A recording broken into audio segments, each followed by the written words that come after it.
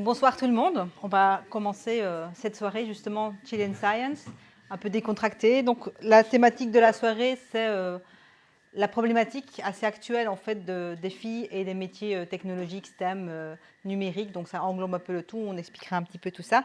Et bon, on va déjà se présenter soi-même ici.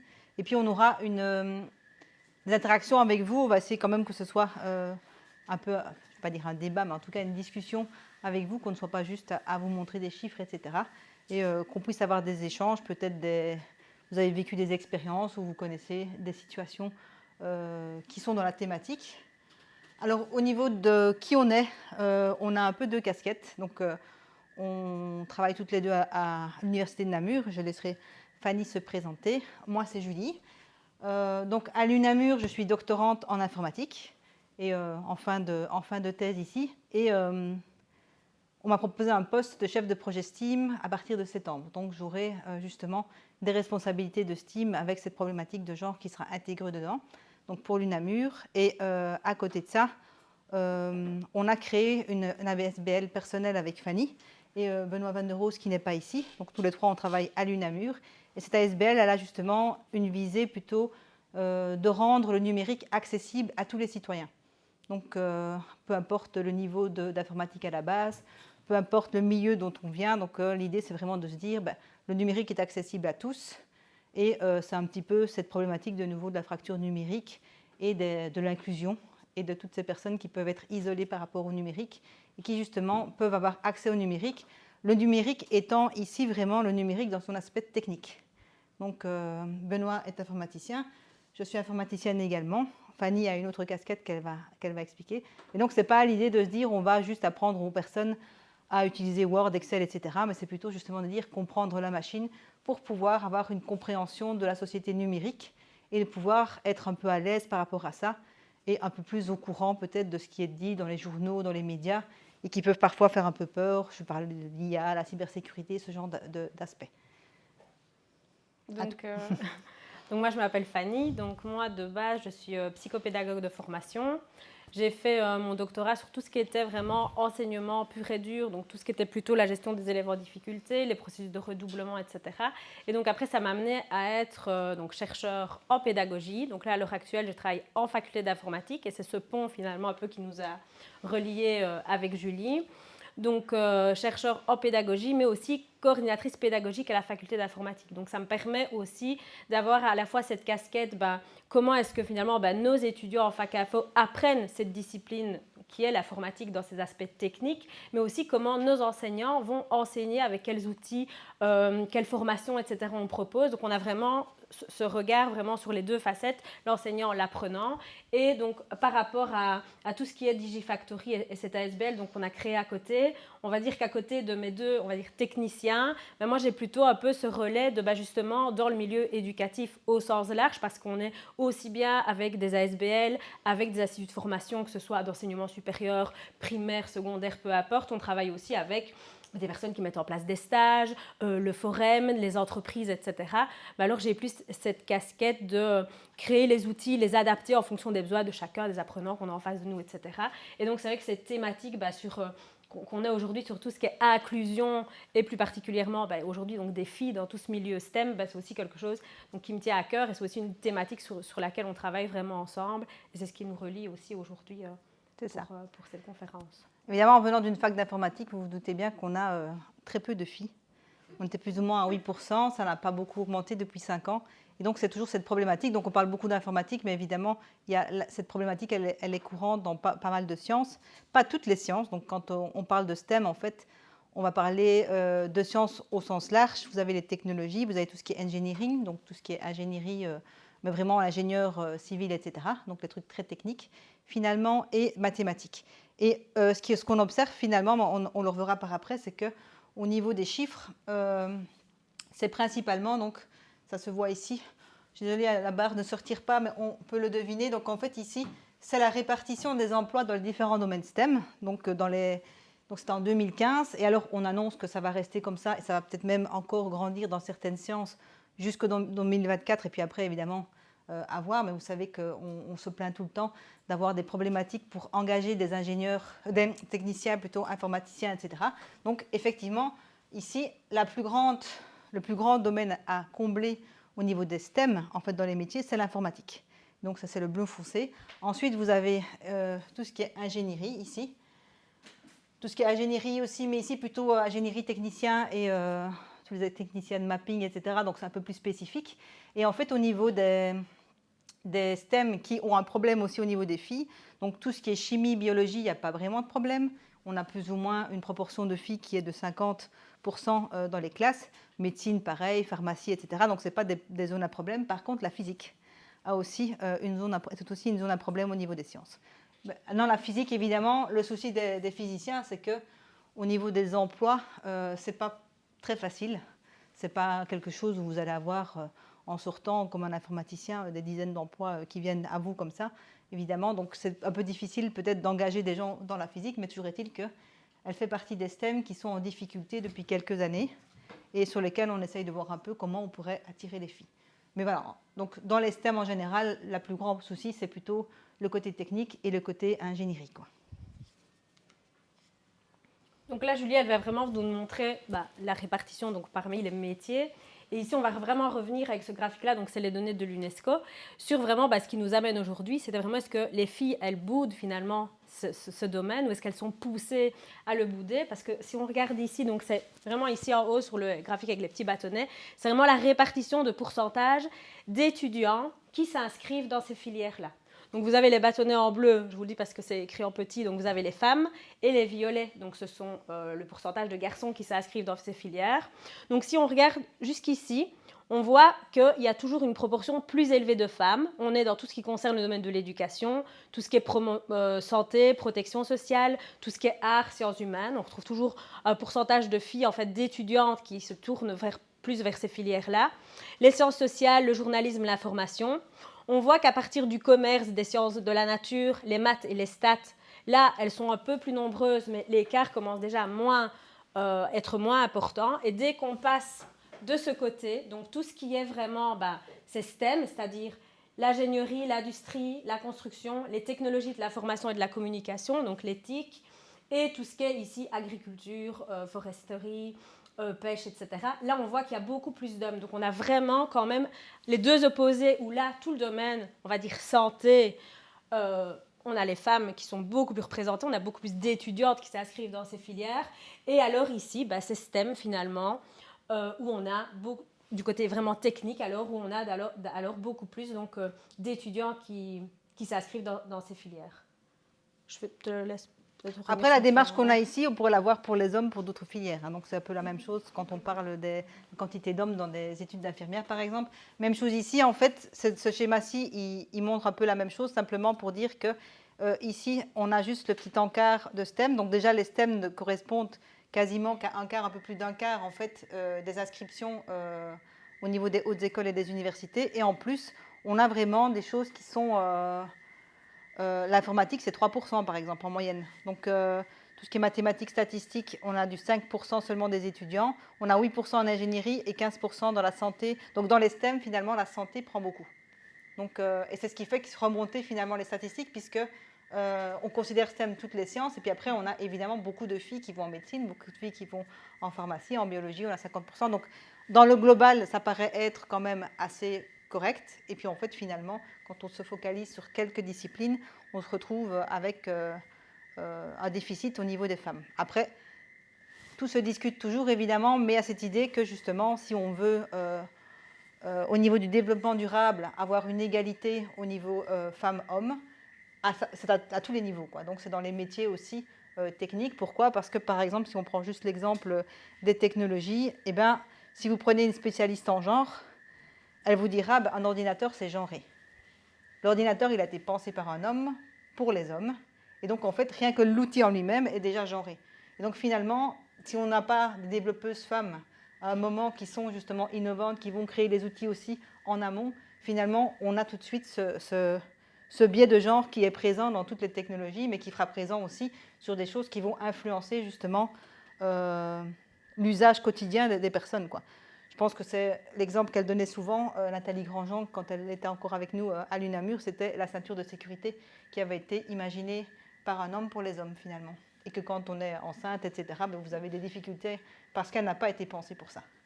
Donc c'est un peu l'exemple bateau, mais qui justement montre qu'il faut aussi avoir à un moment des femmes qui pensent aussi et qui innovent dans la technologie. Alors, ce qu'on va vous présenter ici, c'est quelques résultats locaux, parce que là, on vous a montré des chiffres, évidemment, au niveau mondial et au niveau de l'UNESCO, ça brasse des grandes quantités, ça fait des moyennes, mais c'est vrai que ce qui se passe aux États-Unis, par exemple, n'est pas forcément ce qui se passe ici, il y a des différences de culture. Mais donc ici, c'est l'enquête GenderScan. Donc GenderScan, c'est une grosse société, c'est une grosse étude statistique qui est faite chaque année et qui, l'année dernière, a été réalisée ici en Belgique. Donc au fur et à mesure, ils incluent des nouveaux pays. Moi, j'étais représentante ici pour l'UNAMUR et pour Namur en général. Donc on est passé par le pôle. La Belgique a eu 650 questionnaires remplis sur la totalité de la Belgique. Et il y en avait 331 sur Namur. Il paraît que c'est bien. Il paraît qu'on a même plus que le Canada, pour vous dire. Donc il y a eu vraiment une bonne communication et ça donnait une bonne image. Donc eux, ils font des enquêtes au niveau des adolescentes, donc les enfants entre 12 et 18, au niveau des étudiantes. Ensuite, ils font également entrepreneurs, indépendantes et salariés. Et nous, on a uniquement regardé, donc les 331 chez nous, c'est uniquement les étudiantes, donc les personnes qui sont engagées dans des études supérieures. Alors, il y a eu beaucoup de questions qui ont été posées. On a repris ici juste un petit échantillon pour vous montrer un peu les chiffres. Donc, une question qui était intéressante, c'était depuis quand êtes-vous intéressé par les sciences et les technologies? Et donc ici, vous avez une comparaison des réponses femmes étudiantes en STEM et en numérique. Donc, j'avais demandé qu'ils fassent la distinction. Donc, dans le STEM ici, pour bien faire, ils auraient dû retirer le T. Mais donc, l'informatique a été séparée des autres sciences pour justement voir un peu s'il y avait des différences. Finalement, il n'y en a pas énormément, mais ce qui est intéressant de voir, c'est que finalement, la grosse majorité, donc 60%, vous voyez, des étudiantes en question, ont été intéressées jusqu'au collège. Et finalement, moins après. Et ces études-là, elles sont, c'est pas que GenderScan ici, mais quand vous lisez les études à propos de quand les filles sont intéressées par le numérique, c'est assez étrange, mais en fait, la Belgique est un peu une figure d'exception. Parce que chez nous, c'est entre 12 et 14 ans. C'est beaucoup plus court que les autres pays, en fait. Donc chez nous, elles sont vite à délaisser le numérique et tout ce qui est technologique. Et donc, si vous voulez vraiment vous dire, on va faire des initiations dans les écoles pour intéresser les filles aux sciences, c'est entre 12 et 14. Une fois que 14 est passé, en fait, elles ont déjà une idée fixe et donc finalement, on les a déjà perdues. Ce qui est un peu contradictoire avec ce qui est mis en place finalement dans les écoles, puisque bien souvent, les orientations, on les imagine avec des personnes qui sont déjà dans leur dernier cycle. Donc c'est un petit peu dommage, mais à ce moment-là, en fait, c'est un peu comme si vous brassiez du vent. D'ailleurs, si on fait les séances d'info universitaires dans les différentes écoles secondaires, j'en ai encore fait une il y a 15 jours, je n'ai pas eu une fille. Donc je n'ai eu que des garçons qui sont venus intéressés par l'informatique et pas une fille alors qu'il y avait déjà plus de 300 inscrits à la base. Donc je m'étais dit, possiblement je pourrais en avoir une, mais même pas quoi. Je n'ai eu que des garçons. Donc ça viendrait un peu de ça aussi. Et ce qui est assez étonnant aussi, je blablate beaucoup, mais c'est parce que j'ai lu encore une enquête il y a 2-3 jours où en fait la Flandre, c'est un peu différent, mais ça fait 10 ans que la Flandre met en place des choses entre 12 et 14 ans pour justement augmenter les filières. Et ils remarquent maintenant une augmentation du taux d'inscription. Ils savent, dans certaines branches, ça va jusqu'à 28%. Je crois que quand nous, on a 8% en informatique, en Flandre, ils commencent à avoir des résultats, mais c'est quelque chose de longue durée, 10 ans pour que ce soit mis en place à une échelle observable, avec un impact vraiment sur les inscriptions. Excuse-moi, Julie. Et entre ceux qui changent d'études après la première année, il n'y a pas de filles qui vont... Non. Même pas, il y a souvent plutôt le contraire, une fuite. En fait, oui, ça, de mon cas personnel, en informatique, en tout cas, en début d'année, quand je te dis que j'ai 8%, c'est vraiment en début d'année. Je ne les ai même pas toute l'année, ces 8%. Bien souvent, c'est un peu dommage à dire, mais je le dis souvent, même si je sais que ça fait débat dans ma fac, parce qu'ils disent que ce n'est pas forcément observable, mais en fait, en début d'année, j'ai des filles très féminines. Ah oui, mais... Et tu sais aussi évaluer si elles vont rester. Je sais très bien qu'elles ne vont pas rester, ouais. Et c'est vrai, en plus, la plupart du temps, elles ne restent pas. De temps en temps, j'en ai une qui reste. Et si elle reste, en fait, au fur et à mesure des années, elle va se lisser et se neutraliser physiquement. Donc, alors, après, on a eu des témoignages de jeunes filles qui disaient, en fait, ce qui se passe, c'est que quand on rentre dans un auditoire où il y a 50 garçons, quand on est la seule fille, en fait, c'est perturbant. Parce qu'on n'est jamais anonyme. Et donc, finalement, il faut avoir le courage de rentrer. Et donc, finalement, ce qui se passe, c'est qu'elles deviennent neutres au niveau de leur apparence pour pouvoir se fondre dans une masse, quoi. Et ça, c'est vraiment à l'heure actuelle. Là encore, même nous, cette année, on le remarque encore, même ici, après la première session d'examen, on voit déjà qu'il y en a plusieurs. Et ce n'est pas que par rapport aux résultats. C'est aussi parce qu'on sait que peut-être qu'en début, tu vas en avoir 10 dans ta salle de cours. Après, tu vas en avoir 4. Mais on sait que sur ces 4-là, peut-être que l'année prochaine, elles vont se réorienter alors.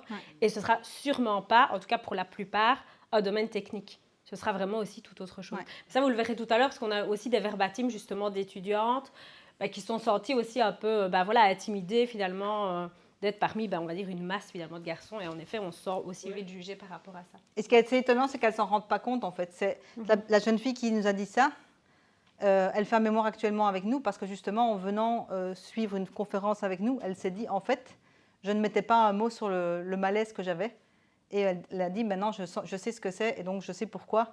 Elle nous a dit carrément que pendant le confinement, il y a quand même eu pas mal d'abandons. Et en fait, elles étaient 3 filles, les 2 autres ont abandonné, elle s'est retrouvée toute seule. Et elle a dit, c'est vraiment, la dernière année, il faut vouloir continuer. Parce qu'en fait, elle était complètement démoralisée. Et de se retrouver seule, elle dit, c'est vraiment dur. Donc, il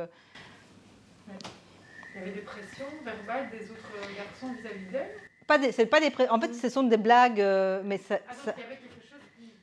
Mais elle dit c'est comme si c'était naturel. En fait, moi aussi, j'ai déjà subi des pressions. Il y a des blagues qu'on vous fait. Nathalie Grandjean, elle appelait ça, je crois que c'était du sexisme poli, un truc comme ça. Finalement, ça fait partie des petites blagues qu'on vous fait. Parce qu'il y a différence. Elles se disent parce qu'elles se sont isolées dans la masse. Et donc là, c'est une perception d'elle-même. Ou elles se disent parce qu'elle a une répression. Non, c'était le fait de se dire je dois rentrer et que tout le monde me regarde parce que j'ai mis une jupe, par exemple. Ou parce que je suis la seule fille. Et il y avait aussi la question, elle nous avait dit que le prof savait toujours si elle était là ou pas, puisqu'elle était la seule fille. Et c'était la seule dont il connaissait parfaitement le prénom, même quand il y avait une salle de 40, 50 élèves, et ben son prénom, il la connaissait, puisque c'était la seule fille. Et il y a des fois des remarques comme ça, on a un collègue, par exemple, qui nous a dit, il appelle les garçons par leur prénom, et en fait, il dit mademoiselle quand c'est une fille. Et puis il nous a dit pourquoi je fais ça, puisque... Elle a un prénom aussi, finalement. Voilà. Donc, en fait, ce qu'on vient d'observer, c'est que ça va même encore au-delà du physique, enfin, au-delà de l'apparence. Parce que même si elle se lisse et elle essaye de se déféminiser, si on veut... Elle reste quand même, Elle reste quand même la fille, de toute façon. Donc, je crois que... Ça me choque de savoir qu'elle a... Franchement, j'ai reçu quelque chose, une claque dans la figure, parce que je me dis... Normalement, cette construction identitaire de savoir qui je suis à travers mes vêtements, tout ça, c'est plus à l'adolescence. Et là, on parle de jeunes adultes. Oui. Ils sont encore du coup... Franchement, en tout cas, ils doivent le redevenir, probablement. Moi aussi, quand je suis arrivée, j'étais plutôt avec des jupes et tout ça. Et puis, c'est vrai qu'après 5 ans de travail à la fac info, j'ai plutôt tendance à mettre un pantalon. Ça se fait naturellement, comme ça, quoi. En fait, Et ce qui est aussi, c'est que quand on en parle ouvertement, peut-être avec... ses collègues dans l'amphi garçon, eux ne se rendent pas compte du tout de ça. Et on en reparlera tout à l'heure, mais c'est comme quand on a une seule fille, qu'on a les 4 filles et qu'on va dire, allez, chaque fille avec un groupe de garçons. Elles n'ont peut-être pas envie, simplement. Parce que souvent, on voit ça en primaire ou en secondaire, quand on fait les groupes, allez, chaque fille va dans un groupe. Pourquoi est-ce qu'on ne peut pas les laisser ensemble? Donc, et c'est vrai que sans le vouloir, en fait, on les pointe. Comme ça, mais on a d'autres exemples par après, parce que notre message est quand même positif. Parce que là, on commence, mais le but, c'est quand même qu'ici, on essaye finalement de se dire, finalement, si on les pousse à bouder les STEM, comment est-ce qu'on peut finalement les garder? Et donc ici, par rapport justement, toujours dans cette étude Gender Scan, on leur a justement demandé qu'est-ce qui a le plus influencer finalement votre choix de formation. Donc là, pareil, on distingue les STEM et le numérique. Et vous voyez qu'en fait, ce qui influence quand même le plus, malgré tout, c'est le professeur ou la professeure à l'école pour les STEM. Donc il y a quand même 42% de l'affluence se joue à ce niveau-là. Pour le numérique, 24%. Mais par contre, pour le numérique, on a quand même 41% où là, ça va être un proche. Donc ça va être nos familles, nos amis qui vont nous influencer. Et ça, en toute logique, c'est nos amis, nos parents, nos proches, un professeur qui nous a marqué ou qui nous conseille. Donc c'est vraiment là que l'influence se fait. Et donc nous, justement, si on sait maintenant que l'influence vient de là, il faut aussi que ces personnes qui influencent ne soient pas inconsciemment biaisés par tous ces stéréotypes, parce que vous verrez qu'en fait, même nous, sans le savoir, on les véhicule aussi, que ce soit dans notre enseignement ou même quand on va conseiller des étudiants au salon CIEP ou en formation, etc. On aura vraiment toujours cette thématique. Et donc là, c'était ce qui influençait. Et après, on leur a demandé qu'est-ce qui vous a le plus découragé finalement. Qui vous a découragé? Et en fait, c'est majoritairement... les autres, ça rassemble tout, amis, etc. Donc ça, ils ont fait un package global, mais finalement, c'était tout des petits bouts d'eux. Mais les enseignants découragent, mais ce n'est pas que les filles. Hein. Là, j'ai mis les deux parce que je trouvais que c'était quand même assez important aussi. À 49%, les filles citent leurs enseignants comme les ayant découragés de venir faire des STEM. Et les garçons, 55%. Donc... et l'entourage familial, qui sont pourtant les deux plus gros influenceurs, et en tout cas ceux qui influencent le plus le choix, finalement sont ceux qui découragent le plus. Donc au niveau de l'entourage familial, chez les filles, c'est 46% pour les STEM et 34% pour les hommes. Et quand on différencie STEM et numérique, comme j'ai fait tout à l'heure, depuis le début, en fait, on voit quand même que le côté informatique, c'est 60% des filles qui sont découragées, de façon globale, par toutes les... Donc, et ici, quand on voit vraiment aussi ce qui décourage quand on voit les enseignants et l'entourage familial, c'est un petit peu aussi tous les verbatims qu'on a mis ici derrière et sur lesquels on va revenir. Mais bien souvent, même par exemple chez nous, on dit clairement, si déjà tu n'es pas faite pour les maths ou tu n'as pas eu assez d'heures de maths, ça ne sert même à rien de t'inscrire. Rien que ce genre de message qu'on véhicule parce qu'on va se dire, oui, c'est hyper important quand même les maths, c'est pareil peut-être aussi dans d'autres domaines. Et donc, c'est aussi vraiment des choses qui peuvent vraiment... découragés, ou alors les enseignants qui nous apprennent comme ça pendant toute notre primaire, début du secondaire, vont direct nous coller une étiquette, alors qu'en fait, il faut bien se dire qu'après, on forme, comme on disait, à un métier. Et ce n'est pas que le cursus de formation qu'il faut regarder, mais il faut aussi aller vraiment voir plutôt le côté métier, débouché, plutôt que formation. Et ici, c'est enseignant qui est pointé du doigt, mais c'est vrai, comme Fanny dit, nous, on a considéré enseignant tout acteur de l'éducation, parce que même nous, dans nos séances d'information à l'UNIF, finalement, au début, quand je suis arrivée, moi, on nous donnait un espèce de discours à avoir. Et combien de fois est-ce qu'on nous a dit de dire il faut 4 heures de maths minimum, mais ça va être très dur pour toi, 6 heures si possible. Donc, on avait nous-mêmes le discours qui décourageait. Et maintenant, quand on essaye de revenir compte, c'est un débat. C'est le truc à ne pas dire, parce que ça continue à dire que c'est important, mais voilà. Alors là, c'était un peu les chiffres Gender Scan, et maintenant, on va partir un peu plus dans la littérature et refaire une comparaison justement avec des stéréotypes, etc., qui existent, et discuter un peu des solutions possibles. Donc ici, nous, en fait, c'est un peu ce que je disais tout à l'heure, c'est que finalement, quand on est en primaire, on constate que les enfants, peu importe que des filles ou des garçons, il y en a quand même 2 tiers, c'est quand même beaucoup, qui ont vraiment un intérêt pour la science, parce que ce qu'ils font à l'école, ça leur plaît, etc. Il y a vraiment cette ouverture vraiment par rapport à ce domaine-là. Mais on voit en effet que c'est dès l'entrée en secondaire. Donc là, on est vraiment début du secondaire, au premier degré, où là, le pourcentage de filles intéressées va vraiment chuter de façon spectaculaire, puisqu'elles touchent, on va dire, de façon peut-être plus technique aussi et plus spécifique certains domaines. Donc nous, ici, qu'est-ce qu'on dit? C'est pourquoi finalement ces 2 constats? Ici, nous, on a isolé 2 choses, et c'est vraiment ce dont on va parler aujourd'hui. C'est d'abord les stéréotypes de genre, et on dit bien qu'ils sont implicites, parce qu'on est tous, on se dit tous, non, les stéréotypes, je les connais, j'en véhicule pas, ceci, cela, mais ils sont vraiment implicites. Et comme je le disais tout à l'heure, on vit avec, on est né dedans, et donc parfois on n'en a même plus conscience. Donc les stéréotypes de genre, et après aussi ces représentations erronées des métiers. Donc c'est un petit peu ce que je disais tout à l'heure, c'est que bien souvent, nous, ici je prends l'exemple de l'informatique, on va se dire, moi je veux être informaticien parce qu'en fait je veux juste être programmeur ou codeur. Et, en fait non, il y a plein d'autres choses, alors qu'on va peut-être avoir une autre fille qui va nous dire, moi je veux faire l'informatique, pourquoi faire pour aider un ordinateur? Il n'y a pas que ça. Donc, il y a vraiment aussi ces représentations finalement erronées des métiers, et surtout à l'heure actuelle des nouveaux métiers vers lesquels on doit vraiment... Que finalement, les gens ne connaissent bien souvent pas. Hein. Donc, en fait, on a des représentations, alors que les métiers en question, personne ne les a vraiment décrits. Parce que des fois, même nous, quand on regardait ces nouveaux métiers, il y en a, on n'avait peut-être même pas conscience. Donc, je pense que là, il y a vraiment une ouverture à faire par rapport à ça. On va commencer par les stéréotypes. Donc, ici, on vous a mis vraiment une petite... définition avec une petite image qui n'est pas, qui est humoristique, mais qui normalement ne devrait pas l'être. Hein. Parce que voilà, donc on a les 3 collègues ingénieurs qui regardent cette dame et qui lui disent « Ah, elle est ingénieure ?» Oui, elle est ingénieure. Mais donc, un stéréotype de genre, qu'est-ce que c'est? C'est vraiment des caractéristiques qui sont arbitraires. Donc, c'est vraiment fondé sur des représentations, mais elles sont vraiment fondées. Donc, on en est convaincu, mais c'est des représentations erronées. Et donc, on va les attribuer à un groupe de personnes en fonction de leur sexe, donc filles ou garçons. Et ils ont un impact, vous verrez en effet, sur les rôles qu'on va attribuer à c'est quoi être un homme dans nos sociétés et c'est quoi être une femme dans nos sociétés. Et juste pour clôturer après ce passage, on va vous présenter une petite vidéo qui reflète encore la société, c'était 2012, c'est ça? Et vous verrez que c'est aussi quand même criant de vérité de dire qu'on vit là-dedans sans vraiment avoir conscience de tout ça. Donc pour les stéréotypes de genre, ce qu'on voulait vous proposer, c'est ici, c'est des verbatims en fait qui ont été repris justement de l'étude GenderScan. Donc c'est vraiment des propos qu'on a eus et qui sont récents. Donc je ne sais pas si vous arrivez à les lire d'où vous êtes, ou si vous voulez vous lever, venir un peu les regarder ou... Moi, je veux bien me lever pour lire. Parce que... voilà. Prenons peut-être 5 minutes pour... Après, c'est oui, toujours la problématique. La problématique entre genre et sexe, justement, où on a le sexe biologique, et après encore le genre qui est encore une autre construction, oui. Et finalement, on peut être de sexe féminin et avoir un genre masculin. Et donc finalement, il y a vraiment une difficulté à sortir de ce genre de remarques qu'on peut faire par rapport justement au sexe biologique.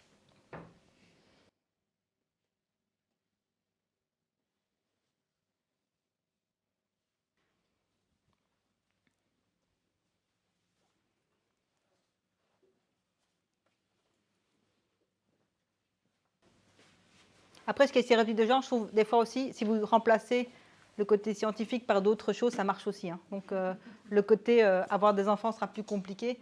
On aura justement une soirée dans 2 semaines sur l'entrepreneuriat. Ça, c'est quelque chose qui est aussi clairement, qu'est-ce qu'on peut l'entendre aussi, ça.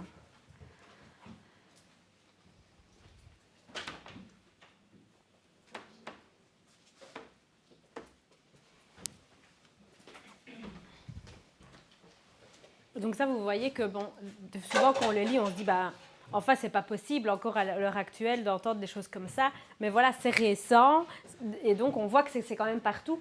Et je pense que ce qu'il faut quand même aussi un peu retenir, parce qu'on vous a aussi mis donc on vous a mis les verbatims, mais aussi un petit peu des témoignages.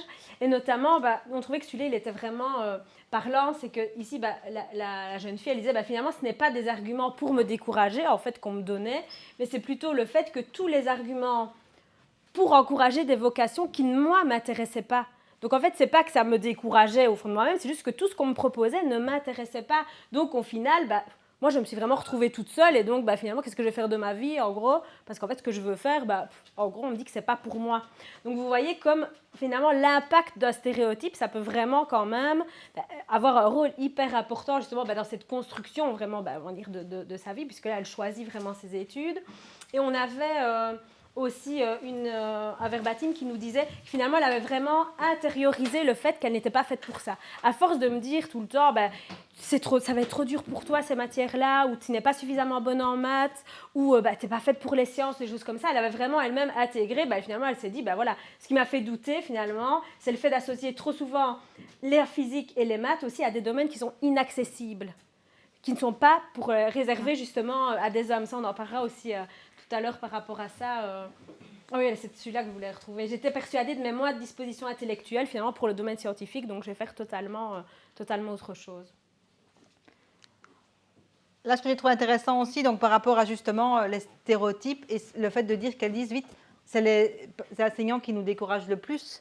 C'est une étude qui a été réalisée en fait auprès de 850 futurs enseignants du secondaire à propos d'élèves de première année, donc du degré justement où il faudrait ne pas trop véhiculer des stéréotypes sur les sciences. Et finalement, les stéréotypes, donc on leur a demandé d'associer des caractéristiques aux femmes, aux filles et aux garçons ici, puisque c'est des premières années. Et voilà en fait qui sort. Donc les enseignants qui vont être mis en place, finalement, ils ont déjà des tas de stéréotypes. Donc on a des filles qui sont appliquées, on le dit souvent aussi, même nous on le dit. Hein. On va dire ça va être des filles, ça va être plus facile. Elles sont scolaires. Ouais. Ouais. Bavardes, émotifs, en binôme, des fashion victimes, font des coups en douce. Donc elles sont plutôt littéraires. Sont des pestes, des pipelettes, sont plutôt scolaires, oui, studieuses, sérieuses. Et aux garçons, on va leur dire, ils sont agités, ils sont non scolaires, ils testent les limites, ils sont plutôt attirés par les jeux vidéo. Le monde des gamers, justement, le sexisme là-dedans, c'est terrible, quoi. Donc, il y a des femmes, mais elles sont tellement harcelées que finalement, ça ne donne pas envie d'y aller. Donc oui, c'est plutôt scientifique pour les garçons, immatures, compétitifs, etc. Et le côté compétitif, je ne l'ai pas mis ici, mais GenderScan, c'est probablement ce que les filles regrettent le plus. Donc celles qui sont engagées dans des études scientifiques STEM, en fait, ce qu'elles disent, ce qu'elles aiment le moins finalement dans leurs études, c'est les aspects compétitifs. Donc ça, c'est vrai que c'est quelque chose qui ne plaît pas aux filles et qu'on a quand même de façon assez naturelle dans les mises en groupe, etc. Ce qu'on se dit des fois en éducation, on va vous dire c'est quelque chose qui motive les étudiants d'avoir un peu de compétition. Et finalement, ça ne plaît pas aux filles. Et donc, ce qui est assez intéressant, c'est ce que l'étude montrait ici. Donc, en gros, ils disent c'est dans la famille que ça s'initie, puisque l'identité sexuelle d'un enfant, il en prend conscience vers 3 ans. Donc, jusqu'à 3 ans, finalement, ce sont les parents qui vont construire cette identité sexuelle, avec donc les stéréotypes qui vont véhiculer les fameux tu pleures pas quand tu es un garçon, ou ce genre de choses, ou tu es ma petite princesse. Ce sont des choses qui ont des impacts là-dessus. Et puis finalement, ils disent, donc, dès que c'est le moment de l'identité sexuée des élèves, donc qu'on est en plein développement après 3 ans, on les met à l'école. Et là, en fait, ce qu'ils disaient, c'est qu'en gros, que l'école ne forme plus un individu élève, mais alors il y a vraiment une éducation où on élève un individu fille et un individu garçon. Et donc, on véhicule des stéréotypes. Et finalement, voilà, ça part dans l'école. Et une fois que c'est à l'école, c'est dans tout, quoi. C'est dans les manuels, c'est dans les discours. Et on est tellement baigné dedans que finalement, on ne s'en rend plus compte. Et ça se passe d'héritage en héritage. Et finalement, il y a des stéréotypes qui existent depuis très longtemps, qui ne sont pas du tout valables et qu'on le sait, mais malgré tout, ça existe encore. Puis il y a cette influence justement, l'aspect scolaire avec l'aspect parental et famille, puisque ça a aussi un impact, simplement qu'on fait les devoirs avec nos enfants.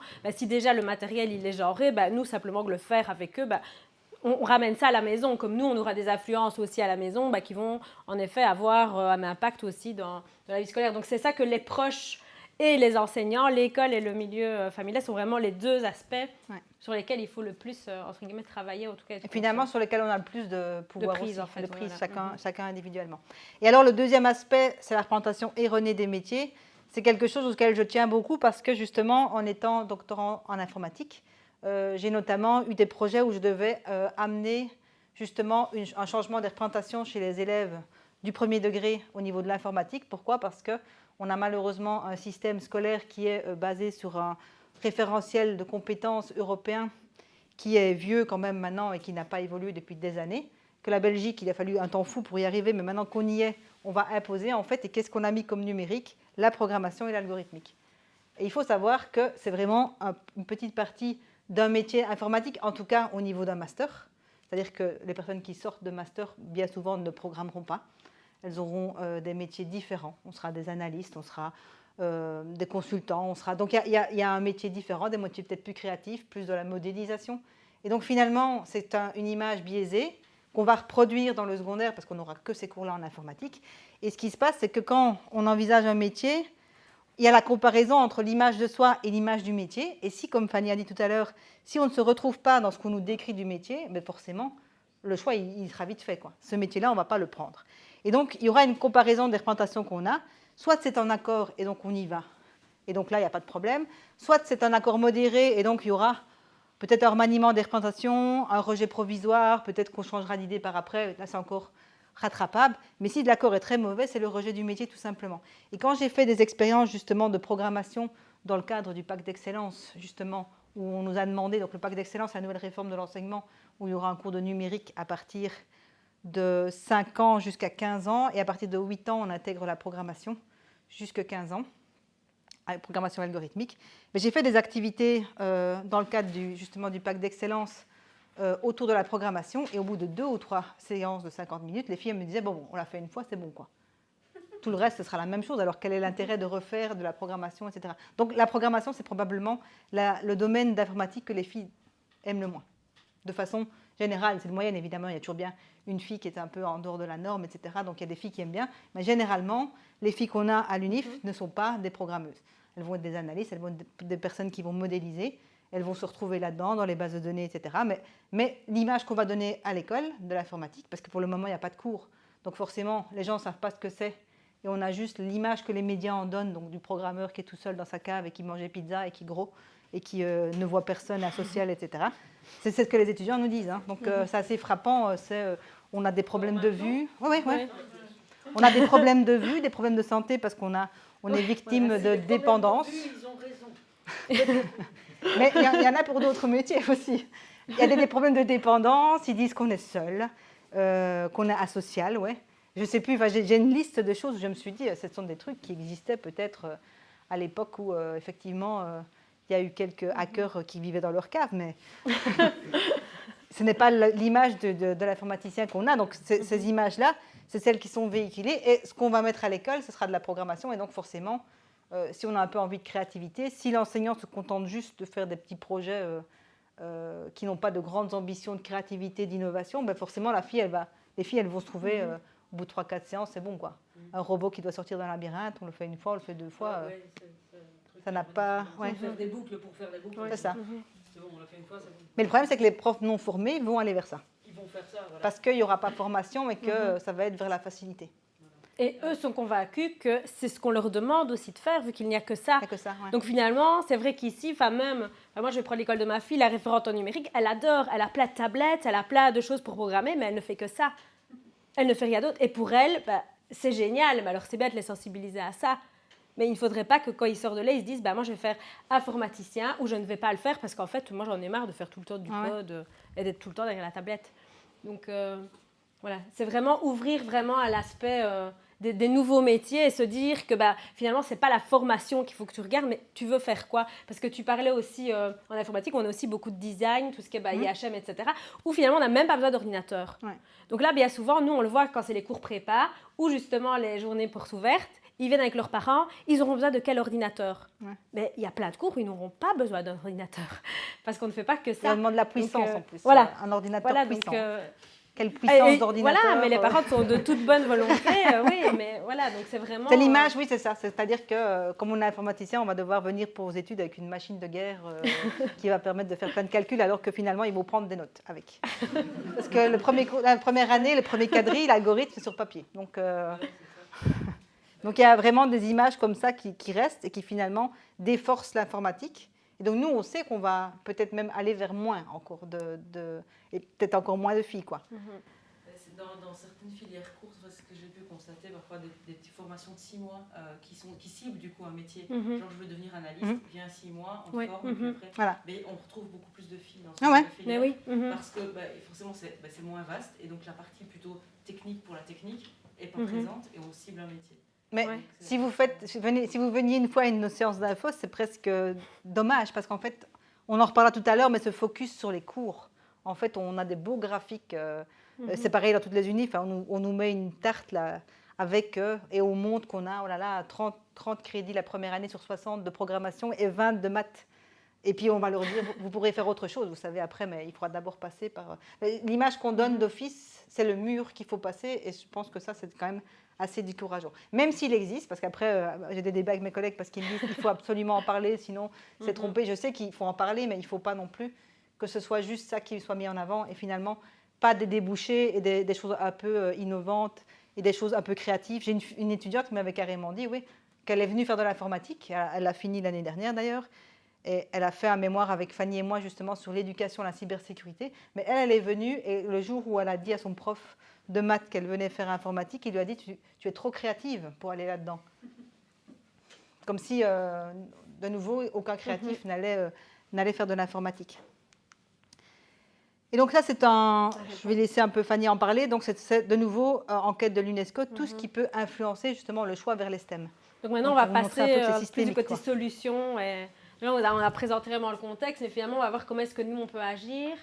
Donc ça, donc c'est, comme je lui dis, les données de l'UNESCO, et c'est vraiment ce qui va influencer, filles-garçons, peu importe. Ici, on est vraiment les facteurs d'influence par rapport justement à se diriger vers cette thématique des STEM.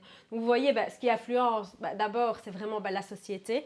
On vous montrera une vidéo tout à l'heure, vous verrez, c'est assez frappant. Mais là, on va dire, nous, à notre échelle, ici, citoyen lambda, on a peu de prise là-dessus. Mais on voit que l'égalité des genres, les normes sociétales, culturelles, les médias, aussi forts dans les médias, vous verrez, on vous montrera des affiches tout à l'heure.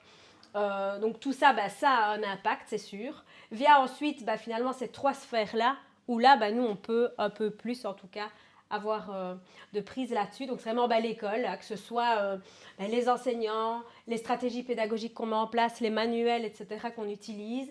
Et là, vous verrez que... on peut en parler ici, mais c'est vraiment tout ce côté inclusion aussi des filles. Donc, comme on disait tout à l'heure, à ne pas les mettre dans des groupes séparés, mais les laisser plutôt en groupe ensemble si elles en ont envie. On a aussi tous enfin, je sais pas, on a tous eu ici, enfin je suppose, mais les bricolages par exemple qu'on fait à l'école pour les papas et les mamans lors de la fête des pères et des mères, ben ça c'est criant de vérité. Moi cette année, enfin l'année passée, j'ai reçu un sous-plat de cuisine. Alors, c'est très bien, j'avais toute ma famille dessinée. Mon mari a reçu un grand tableau avec plein de post-it, des punaises, parce que lui il travaille beaucoup, il a plein de choses à coller pour mettre sur son bureau. Voilà.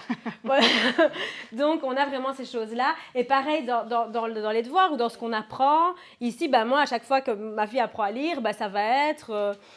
Olivier va chasser le bison, il y en a un qui va à la pêche, mais à côté de ça, la petite Élise, elle va remettre la couverture sur sa petite sœur ou elle va aller chercher un verre d'eau dans la cuisine. Et c'est toujours comme ça, et c'est vrai que ça devient, oui, inconscient, mais on a encore ici à l'école des choses vraiment à faire. Et comme on le disait, c'est aussi parce que, aussi bien par rapport à l'enquête avec les futurs enseignants, c'est que finalement dans la formation, il y a très peu aussi de thématiques qui abordent ça. Alors maintenant, ça va arriver petit à petit, on a des certificats qui se mettent en place, etc. Mais c'est quelque chose auquel, non, on n'est pas formé, on baigne juste dedans. Et donc, si on n'est pas formé à ça, on a difficile aussi d'en être conscient. Donc ça, c'est vraiment important qu'on puisse aussi remettre. Et école ici, pareil, c'est au sens large, c'est toute personne qui transmet quelque chose. Donc on est vraiment dans la sphère éducation. La famille et les pères, comme on l'a dit, donc c'est vraiment ce qui se passe au sein du foyer. Les caractéristiques aussi de la famille, parce que bien souvent, aussi, on a l'image de notre papa, de notre maman, du métier qu'elle fait, et on a encore des papas à l'heure actuelle qui disent non, on ne fait pas ce métier-là, c'est un monde d'hommes, j'aimerais pas que ma fille soit dans ce milieu-là, ou des choses comme ça. Et on a toujours cette caractéristique, voilà, ça va peut-être en décevoir, mais non, on se reconnaît là-dedans, mais oui, sois enseignante, parce que finalement, tu auras congé en même temps que tes enfants, tu auras fini à 3h30, tu pourras faire les devoirs, c'est quand même beaucoup mieux que d'aller faire une carrière scientifique. Et ça, voilà, l'air de rien, c'est quand même toujours là. Et puis, on arrive vraiment, ces influences-là qui arrivent sur l'apprenant. Où là, lui-même, c'est vraiment sa perception de lui-même et de ses capacités. Parce qu'il y a aussi ça, c'est se dire, est-ce qu'il est vraiment capable? Donc, il faut lui donner confiance, lui dire qu'il est capable. Et aussi, tous ces stéréotypes, finalement, liés à ces STEM. C'est quoi les STEM? Est-ce que c'est la formation qu'on me propose quand je vais... à la journée porte ouverte ou en salon SIEP, ou c'est plutôt parce que non, j'ai un modèle, je connais quelqu'un qui a fait ça et c'est ça que j'ai envie de faire. Et c'est vraiment là qu'il va falloir travailler. On reviendra sur les rôles modèles, etc. tout à l'heure. Après ici, vous ne savez pas lire, mais ces compétences spatiales, ça fait partie des ce qu'on appelle les facteurs de réussite dans les STEM. Donc il y a comme ça toute une série de facteurs qu'on dit, comme les mathématiques, on dit si vous ne les avez pas, ça ne sert à rien. Donc compétence spatiale, c'est la capacité d'arriver à faire tourner une forme dans votre tête et à savoir la redessiner à chaque fois. Donc c'est bon en géométrie, en visualisation dans l'espace, etc. Eh bien, ce sont des choses qu'on a mesurées, nous, chez nos étudiants. J'avais des étudiants qui étaient très mauvais, des étudiantes qui étaient très mauvaises en compétences spatiales, mais qui étaient très bonnes en programmation. Donc en fait, finalement, ces facteurs de réussite, ce qu'on voit dans la littérature, c'est que bien souvent, ils ne sont pas seuls. Donc, en fait, c'est un parmi peut-être 50 qui vont influencer. Et donc, forcément, se focaliser sur un en disant « tu n'es pas bonne en maths, donc ça ne sert à rien d'aller en informatique », c'est négliger tous les autres qui, peut-être, elle est bonne dans 35 sur les 50 et ça se passera tout très bien. Elle va s'adapter et il n'y aura aucun problème. Donc, finalement, c'est mettre le doigt sur une compétence alors qu'il y a tout un panel de compétences qui doivent être là. Et de toute façon... il y a les capacités d'adaptation aussi, et puis il y a le travail que la personne va fournir. On peut très bien ne pas être bon en secondaire ou paresseux. Moi, j'étais plutôt quelqu'un de paresseux en secondaire. Et puis finalement, travailler quand le sujet passionne, voilà, on se lance dedans et on travaille, quoi. Donc on voit finalement que, donc c'est ce qu'on a dit, il y a l'influence des proches, l'influence des acteurs. Je vais passer brièvement là-dessus parce qu'on l'a quand même, on a dit, voilà, tous prêchent aussi pour leur chapelle, c'est-à-dire que voilà, on a les parents qui sont convaincus aussi des métiers qu'eux font, qui connaissent, voilà, aussi leurs collègues qui sont comme ça ou qui ne veulent pas voilà, reproduire ça, on va dire, pour leurs enfants. Pareil ici pour les acteurs de l'éducation, voilà, lui il est prof de sciences, il a envie de pousser peut-être une étudiante ou l'autre à aller vers les sciences, mais il y aura peut-être après un prof de français qui va dire mais non, elle serait plus douée en français. Donc tous prêchent un peu pour leur chapelle et donc il faut vraiment replacer non, cette étudiante finalement au centre vraiment de ses choix. On remarque que finalement tout le monde est un peu finalement au courant des stéréotypes. Pourquoi? Parce qu'ils sont peu ou pas formés, hein, on l'a dit tout à l'heure. Et donc on n'est pas conscient qu'on les enrichit indépendamment de nous, en fait. On le fait sans s'en rendre compte. Et qu'on a tous aussi des représentations qui sont vraiment erronées et stéréotypées, notamment par rapport à ces métiers. Parce que, comme je vous dis tout à l'heure, Julie et moi, on a aussi découvert des métiers qu'on ne connaissait pas, donc toujours bien se mettre aussi au courant des nouveaux métiers qui arrivent. Alors là, on a mis quelques affiches justement d'influence thème, etc. Alors, vous êtes peut-être loin un petit peu, mais bon, ici, c'est assez flagrant. On trouve très vite des choses. Après, j'ai mis des choses anciennes et des choses nouvelles. Donc, par Parce exemple, qu'il y a quand même de ouais, l'évolution. il y a quand même de Il faut l'évolution. Ça, c'est les époques, les petits chimistes. J'en ai eu aussi quand j'étais petite. Et finalement, les petits chimistes, bien souvent sur la boîte, c'était déjà un garçon. Et donc finalement, il n'y avait pas de place pour les filles. Et maintenant, on va vers une évolution où la plupart du temps, c'est soit une fille toute seule sur la boîte. Après, ça fait l'effet contraire aussi. Il ne faut peut-être pas juste mettre la fille. Mais ou bien souvent, il y a une évolution au niveau justement de l'image qu'on veut reproduire en montrant qu'il y a aussi des filles. Et alors là, c'est l'évolution Lego.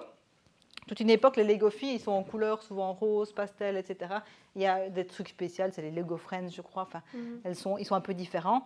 Et il y a eu toute une réflexion, justement, chez Lego pour faire en sorte que le côté Lego technique soit aussi accessible aux filles, parce que c'était souvent quand même des couleurs masculines et tout. Donc, ils ont fait un effort en mettant du rose.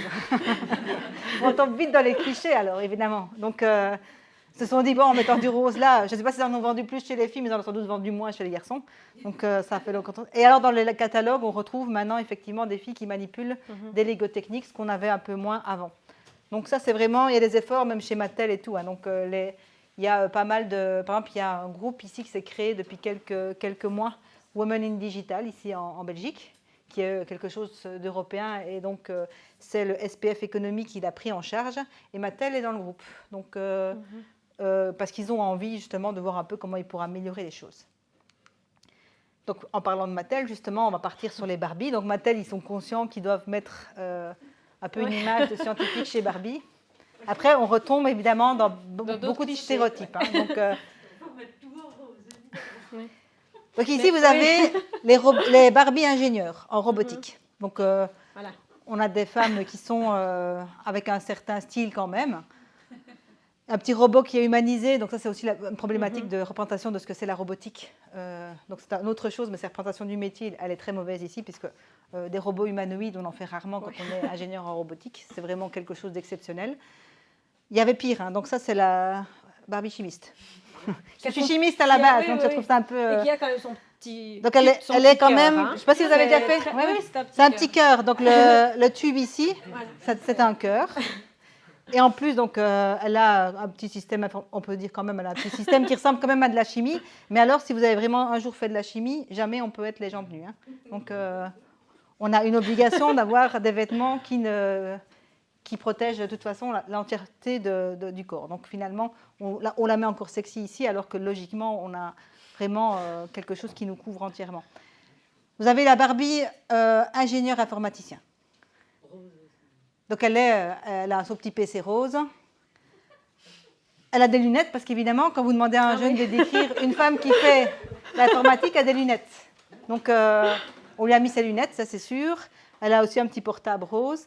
Et ça, c'est la Barbie hacker. Donc elle pirate. C'est celle qui est dans la cave, ça. Voilà, c'est celle qui est dans la cave. De nouveau, elle a des lunettes, elle a le truc de gamer et elle a les cheveux de couleur. Voilà. Ça, c'est important aussi parce que bien souvent, quand vous demandez aux jeunes de décrire justement quelqu'un qui fait de l'informatique... C'est quand même celle-là la plus proche. Hein, Oui, parce que malgré tout... Les autres dénotent tellement, en fait, c'est surtout ça. Les autres dénotent tellement, mais celle-ci est quand même particulièrement cliché parce que finalement, des filles avec des cheveux de couleur chez nous, on n'en a quasiment pas. Hein. Il y a avec moi. Donc, quand j'allais faire des trucs sur le genre, j'avais les cheveux bleus, forcément, ça paraissait un peu bizarre parce que je disais c'est un cliché et je l'étais totalement. Mais moi, je colorais les cheveux avant d'être informaticienne. Donc, ça, c'est un peu... Mais donc, voilà, et donc, celle-là, elle est en jeans, basket. Enfin, elles ont un style quand même très cliché. Et finalement, vous avez ici les Barbies scientifiques. Et si vous regardez, ce ne sont que des sciences médicales. Et juste pour la petite info, c'est la personne qui a inventé le vaccin anti-Covid. Elle a sa Barbie depuis quelques semaines. Donc... Enfin, elle n'est quand même pas représentée avec une blouse de laboratoire. On l'a représentée de façon classique. Elle a des chaussures à haut talon aussi. Ouais. Donc voilà un peu. Donc Mattel fait un effort, mais finalement, c'est vrai que au niveau des représentations de métiers, en tout cas, on tombe vite dans le stéréotype. Après, on n'a pas de solution non plus. Hein, donc, Mais en fait, oui, c'est ça aussi le message à faire passer, c'est que là, ils sont conscients finalement des stéréotypes, ils essayent de faire des efforts, mais alors après, on a cette problématique de la représentation du métier qui ne colle pas. Parce que voilà, en effet, ici, typiquement, le robot, moi, qui suis à la fac à faux, un robot comme ça, je ne l'ai jamais vu. Donc, c'est pas ça. Donc, c'est vraiment, oui, c'est dans les expositions. Et là, on a les efforts, mais il faut vraiment prendre en compte, c'est vraiment ces deux facettes pour vraiment avoir un impact, en fait. Il ne faut pas oublier que ça s'adresse quand même à des enfants. Donc, mais tu pourrais la faire normale, en fait. Parce que tu aurais une Barbie classique, l'enfant peut dire qu'elle est informaticienne s'il a envie d'être. C'est pas ça que je veux dire, parce que ce qui est plus facile à comprendre dans la robotique avec les enfants, c'est ça, c'est d'avoir une espèce de petit personnage robot. Parce que si on leur parle de quelque chose de totalement abstrait, ça va peut-être pas... Ça oui, mais un bras robotique, je préférerais. Parce que ça parce que j'ai une autre étude sur la métaphore du robot chez les enfants, c'est catastrophique. Hein. Ils humanisent tous le robot et ils finissent par lui mettre des émotions et donc ne pas comprendre qu'en fait, il est programmé par quelqu'un. Puisque le robot, il a ses propres émotions, il a ses propres comportements. Donc ça génère d'autres problèmes si on ne casse pas tout de suite le côté... Ce n'est pas un humain. Et donc, il y a d'autres soucis qui sont derrière la métaphore du robot. Et donc, ça aurait été intéressant qu'ils mettent quelque chose, plutôt un bras robotique, venant d'une industrie, par exemple, ou, enfin, c'est très bizarre, peut-être personne n'achèterait ça, mais une chaîne robotique qui fait je ne sais pas quoi, mais toujours est-il que la représentation, ou en tout cas, enfin, on peut lui dire qu'elle est... Elle peut... elles ont quand même des lunettes de sécurité. Je ne sais pas si c'était... Il y a un petit mélange un peu, les scientifiques portent toutes des lunettes, visiblement. Ah, il y a quand même... Mais c'est des médecins, c'est pour ça. Ah oui. Ici, justement, le but, c'est pas du tout le même. Par exemple, si on prend Mattel, ils ont tout intérêt à faire du stéréotype pour vendre plus. Parce que eux, leur but, c'est quoi? C'est vendre la Barbie, en soi. Oui, sauf qu'ici, leur objectif, c'est de montrer qu'on peut faire le métier. Sauf qu'ils ne pourront pas changer non plus les codes qui sont pour l'instant encore la niche sociétale dans laquelle c'est ça. C'est le souci, c'est qu'il y a un moment où ça va vraiment... Ils sont obligés de faire des trucs qui sont encore clichés avant de passer à un truc qui est... Oui, effectivement. Il y a un souci maintenant, en fait, parce que, par exemple, on va le voir par après, ce qui marche bien chez les filles, c'est de rassembler les filles et de faire des événements filles. Alors après, on dira, si tu fais des événements filles, en fait, tu ne les mets pas dans la réalité, ou en fait, ce serait 50-50. Mais ce qui est bizarre, c'est qu'il va falloir passer par des étapes qui vont à l'encontre de ce qu'on veut pour arriver finalement à avoir un résultat au bout d'un certain temps. Donc ça dépend de l'événement aussi, qui dit que l'événement, c'est censé être bataille de polochon. Ah oui, non, mais je veux dire même les girl code, par exemple. Tu vois. Donc, par exemple, on a pensé à l'UNAMUR. Pour le moment, en fac info, il y a eu une discussion sur faire des midis filles où on rassemble chercheuses, étudiantes, doctorantes. Et dans un premier temps, ça a été très mal accepté parce qu'on m'a dit, bah ouais, mais pourquoi tu veux rassembler les filles, justement Ça stigmatise. Oui, c'est ça. Et en fait, pas du tout. Les recherches montrent qu'elles ont besoin d'un endroit où elles peuvent se réfugier parce qu'elles sont toutes seules. Et donc, elles aiment bien se retrouver. Mais dans un premier temps, ça paraît bizarre parce qu'en gros, ce serait pour amener des filles, on les isole. Finalement, on leur crée un espace où elles sont. Donc, au niveau des discussions qu'on avait à la fac, ils ne comprenaient pas qu'il fallait faire des choses spécifiques pour les filles pour que les filles soient mieux intégrées. Donc, c'est un peu... par ici aussi, Mattel, il va devoir passer par des choses très bizarres qui vont devoir être déconstruites et que ça évolue au fur et à mesure, quoi. C'était des autres clichés, hein, donc tout ce qui est jeux vidéo, évidemment. Donc, les jeux vidéo, voilà, dans Mario, vous avez la princesse qui n'est jamais que celle qu'il faut sauver. De temps en temps, elle fait du kart quand même, donc on lui fait quand même faire quelques actions. Mais, et puis alors, la sexualisation dans les jeux vidéo ne fait pas aussi... ça ne donne pas spécialement envie aux filles de jouer à certains jeux, quoi. La majorité des jeux, c'est quand même une hypersexualisation des personnages qui est plutôt pensée pour les hommes. Donc là, de nouveau, c'est pour montrer aussi des exemples. Donc, ce sont ces fameux événements actuellement qu'on voit un peu partout. Donc, de code. Donc, les codeurs dojo spécifiques, il faut des événements pour les filles. Mais alors, voilà, de nouveau, c'est ce problématique que, donc, là, on reconnaît notre Barbie Hacker, elle est clairement représentée sur ici. Et finalement, ici, moi, c'était le titre qui me choquait plus, c'était Codeur dojo for Diva. Diva, oui. Voilà. C'était bizarre, ça, oui. Et finalement, on a des petites filles qui font les positions typiques de filles. Enfin, il y a quelque chose, l'intention est bonne, mais de nouveau, le message, finalement... Et alors ça, oui, j'ai pris parce que ça code like a girl, comme si c'était différent. Ouais. Parce qu'on a une fille ou un garçon. Donc, il y a des messages, en fait, on les pense innocents. Ouais. Et finalement, ça fait réfléchir. Après, évidemment, mon mari est là dans le fond, il vous le dira. Dès que je vois une pub, moi, je vois quelque chose qui ne va pas. Donc, il me regarde parce qu'il sait très bien que j'ai repéré un truc qui est choquant ou un truc comme ça. Donc, je veux dire, il y en a tellement que je pense pas... Enfin, je pense que moi, je suis orientée pour les trouver. Et je ne pense pas que dans la majorité des esprits, ça tilte d'un coup. Mais finalement, on a tellement l'habitude de le voir qu'on ne réagit plus non plus. Là aussi, c'est encore un exemple. Donc, c'est un cours de robotique pour filles de 11 à 13 ans. Et bien, ce qu'on propose à la fille, donc construire son propre robot, ça peut encore aller. Apprendre à programmer pour le faire parler, lui donner des émotions et le faire danser. Si vous regardez un stage pour les garçons, ça n'a rien à voir. Hein. On va faire un robot qui va faire la guerre et qui va traverser des labyrinthes. Et nous, on va donner des émotions et faire danser un robot. Donc, c'est un peu le discours qu'on a toujours pour les filles. C'est comme s'il fallait justement aller vers un stéréotype qui est très connu, c'est-à-dire qu'on dit les garçons sont dans l'action et les filles sont dans le soin, donc dans le care.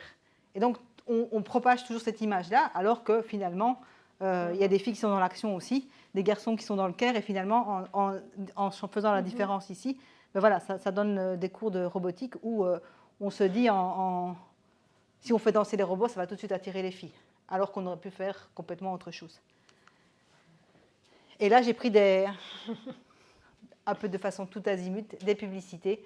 Et alors, celle-ci, elle était pas mal non plus, c'est Cdiscount. Donc, on a une fille qui, pour faire la pub d'un, vous ne le voyez pas, mais c'est un télescope. Et ce qu'on lui dit, c'est l'astronomie, c'est pas trop mon truc, alors qu'elle achètera un télescope, mais l'anatomie de mon voisin, oui. Donc, elle, pour un télescope, on justifie par le fait qu'elle veut voir son voisin. Par contre, le gars, il a un PC. Mon vieil ordinateur fonctionne encore, mais un accident est si vite arrivé. Donc, lui, il a un ustensile de travail et il l'utilise comme travail, mais elle ne peut pas avoir une passion pour l'astronomie. C'est juste pour zioter le voisin. Et alors, celle-là, elle est pas mal non plus, c'est chez Bic. Donc, c'est paraître comme une fille, agir comme une femme, penser comme un homme et travailler comme un boss, quoi. Donc, vous montrez un peu, c'est des trucs qui sont véhiculés finalement et qui passent comme on dit par l'humour. Enfin, quoi que ça, je sais pas, c'est un peu l'humour avec l'anatomie, mais finalement, le côté ne pas vouloir associer. Non. Mais, ouais. Peut-être qu'il trouvait que si. Il trouvait peut-être que si. Donc, il y a vraiment des exemples de tout. Et là, c'est la vidéo. Je ne sais pas si je peux la lancer d'ici. Regardez bien cette vidéo. Donc, c'est le clip 2012 fait par l'Union européenne pour attirer des filles dans la tech. On peut vous mettre le son parce que la musique, c'est une musique pop, mais les images sont suffisantes.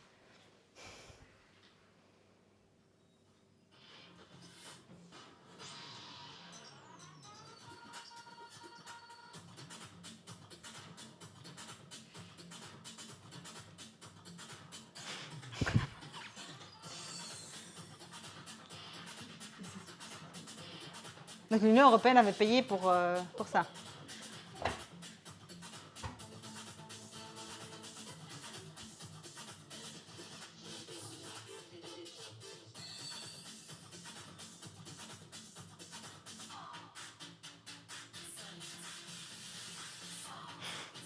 Les lunettes.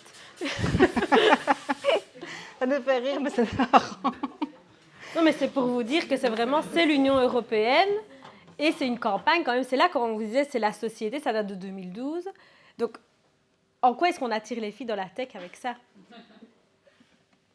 Donc c'est ça que c'est flagrant quand on dit que c'est vraiment... Il y a aussi l'impact sociétal sur lequel, ben là, nous, à notre niveau, on n'a pas de prise, mais quand on voit ça, on a tout intérêt à agir dès qu'on peut, c'est-à-dire au niveau... Est-ce que vous des approches croyez vraiment que l'Union européenne, maintenant, 10 ans plus tard, ferait encore ça? Non. On ne croit pas, mais on par espère contre, que non. avec Nathalie Grandjean, on a eu un peu des discours, il y a eu pas mal de regroupements, en fait, justement, de spécialistes en genre dans différents pays et tout, et en fait, ils n'ont pas d'idée de ce qu'ils doivent véhiculer. Mais ça, c'est une question, je trouve, très intéressante. Peut-être que ce n'est pas maintenant que je vais la poser, mais ça ne fait rien, ça me donne l'occasion. J'ai dit tout à l'heure qu'il y a toute une série d'actions qu'on pensait, ou que vous pensiez mener, et dans l'objectif de recruter plus de femmes dans la science, et que les Français l'avaient déjà essayé et que ça ne marche pas. Vous pouvez donner des exemples? Ben, en fait, les cours d'informatique, comme on les prévoit pour le pacte d'excellence, pour le dire clairement, c'est enregistré, mais... Donc, ce que nous, on est en train de faire, en fait, eux ont remarqué que ça ne marchait pas. Donc, la programmation et l'algorithmique, Ah oui, ce n'est mais pas ça, vous l'avez suffisant. déjà dit. Ouais. Oui, mais Donc, vous- eux, ils nous ont dit, vous êtes en train de faire un programme basé sur Dishcomp, qui est un truc qui est dépassé, qui va être révisé, et en fait, ça va tellement prendre du temps à mettre en place chez nous que dans 5-6 ans, on en sera toujours là. Mais moi, je ne comprends pas pour cet aspect-là particulièrement pourquoi ça dégoûte plus les femmes que les hommes. Ça devrait La programmation dégoûter tout le monde. Bah oui, ça devrait dégoûter tout le monde. Ah, mais ça dégoûte. Ça dépend parce que mon mari est informaticien, il aime la programmation, donc il y en a qui des femmes aiment. qui aiment aussi. Bien sûr, il y a des hommes qui aiment. Mais il y a quelques femmes qui aiment, il y a quand même plus d'hommes qui aiment. Hein. Oui, mais ça, déjà, cette phrase-là, elle est genrée. Mais oui, tout à fait. Mais c'est le comportement en fait de nos étudiants, ils viennent pour programmer. Oui, mais bon, je recommence. Parce que cette phrase-là, pour moi, elle est genrée. Se dire déjà, pour une femme n'aimera pas, un homme aimera, pour moi, c'est genré. Ah non, c'est pas un jugement. C'est pas un jugement, c'est les recherches. C'est Ouais. un constat en fait. Oui, mais elle est genrée quand même. Mhm. Elle Je est sais, pas mais genrée comme... Ça, c'est la différence lorsqu'on fait des recherches et des analyses. C'est-à-dire que mathématiquement, on fait un constat, on compte Mais à mathématiquement quel combien. moment si on Combien le fait non, si on le fait à Tu fais une année, oui, tu veux non, dire que. Ouais. Si on le fait à 18 ans, c'est trop tard, Mhm. on vient de nous l'expliquer. Mais pourquoi ça, à 6 ans, il faut déjà imaginer que les filles l'aimeront moins que les garçons? Moi, je ne suis pas persuadée. Non, je ne dis Non. pas qu'elles l'aimeront moins. C'est Je dis juste que si c'est que ça, C'est le constat qu'on a. ouais, si c'est que ça va être problématique. C'est ce que la France nous dit. Mais ça va être problématique pour les garçons aussi. Ça va être traumatique pour les garçons aussi. Peut-être. Parce que scientifiquement et au niveau des chiffres, des jeunes garçons qui viennent chez nous, qui programment depuis qu'ils ont 5 ans, on en a beaucoup. Hein. C'est même la moitié de notre auditoire. Probablement parce qu'il y a eu d'autres facteurs qui sont intervenus et qui ont fait... Probablement, oui. Parce qu'ils aiment souvent les jeux vidéo.